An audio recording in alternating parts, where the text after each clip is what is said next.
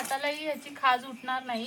आणि अशा प्रकारे मी ही सर्व पानं आता धुवून घेतलेत। चला आता आजीला ही पानं देऊन येऊया आपण आणि बघू आजी वडी कशी करते। आता हे आम्ही चुलीवरती ठेवलेत, पाणी गरम व्हायला ठेवलं होतं आणि त्याच्यावरती चाळून ठेवून त्याला मस्तपैकी झाकून ठेवलंय। तर आजी आता हे शिजायला ठेवते। आता ही किती मिनिटं ठेवायची?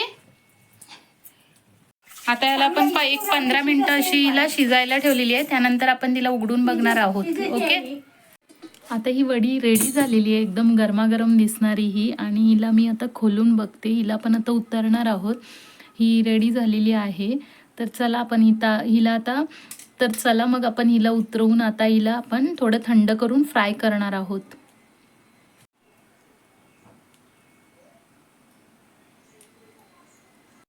अळूवडीची डिटेल रेसिपी मी माझ्या चॅनलवर अपलोड केली आहे, ती बघायला विसरू नका।